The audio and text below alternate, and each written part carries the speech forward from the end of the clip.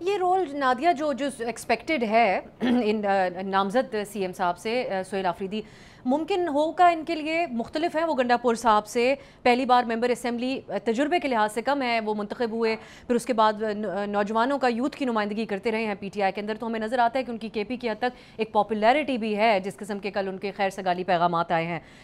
کیا مصلحت یا کوئی وزڈم آپ کو عمران خان کے اس فیصلے میں نظر آیا، یا جس نے احتشام صاحب کہتے ہیں کہ بظاہر یہی نظر آتا ہے کہ اب مقابلہ کرنا ہے ریاست کا؟ Thank you very much. اب صاحب جب ہم یہ پروگرام کر رہے ہیں، اس سے تھوڑی دیر پہلے آپ نے دیکھا کہ عطا تارڑ صاحب کی اور اختیار ولی صاحب کی ایک پریس کانفرنس ہوئی، اور اس پریس کانفرنس نے مطلب وفاق بیٹھ کے پریس کانفرنس کر رہا ہے، ایک انفارمیشن منسٹر پریس کانفرنس کر رہے ہیں، اور پھر وہ بتا رہے ہیں کہ جی ان کے اوپر یہ چارج شیٹ ہے، اور انہوں نے کہا کہ ہم ان کو نہیں بننے دیں گے۔ وہ چارج شیٹ کیا ہے؟ وہ چارج شیٹ یہ ہے کہ انہوں نے کہا کہ جی جو ٹی ایل پی ہے، جو دہشت گرد ہیں، ان کے یہ فیسیلیٹیٹر ہیں، یہی تھی نا۔ آپ کو یاد ہوگا کچھ عرصے پہلے محسن نقوی صاحب کی ایک ٹویٹ آئی تھی جس میں انہوں نے علی امین گنڈا پور کے حوالے سے لکھا تھا کہ بھتہ کون دیتا ہے، یہاں پر چھوڑ دیا تھا، اور اس کے بعد طلال چودھری صاحب نے ایک ٹویٹ کی تھی کہ علی امین گنڈا پور صاحب ٹی ٹی پی کو بھتہ دیتے ہیں۔ تو میرے خیال ہے جہاں پر فیسیلیٹیٹر والی بات ہے تو بہت ساری چیزیں، اگر یہ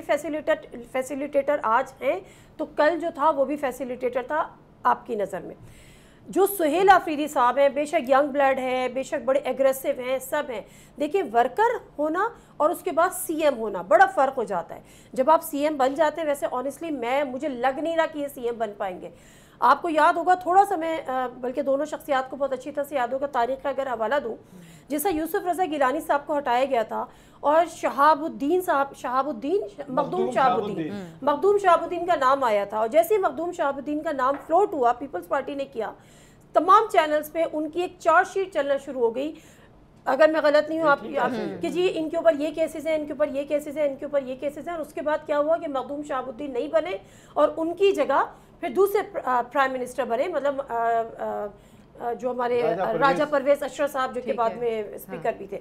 تو یہاں پر مجھے وہی والی تاریخ دہراتی ہوئی لگ رہی ہے، تو مجھے پرسنلی نہیں لگ رہا کہ یہ بن پائیں گے۔ دوسری بات یہ، اگر ہم یہ سوچ رہے ہیں کہ بننے کے بعد وہ اتنے ہی ایگریسو ہوں گے جتنے ابھی ہمیں وہ اسمبلی میں نظر آتے ہیں یا جتنے ہمیں وہ جلسے جلوس میں نظر آتے ہیں، تو بھی میرا جواب نہیں ہے۔ جب آپ رسپانسبلٹیز کے ساتھ آتے ہیں تو پھر آپ کو بریفنگز بھی دی جاتی ہیں، آپ کو ایک صوبہ چلانا ہے، وہ صوبہ ہے، وہ کوئی خود مختار مملکت نہیں ہے۔ سبسکرائب کریں اور بیل دبائیں تاکہ کوئی خبر رہ نہ جائے۔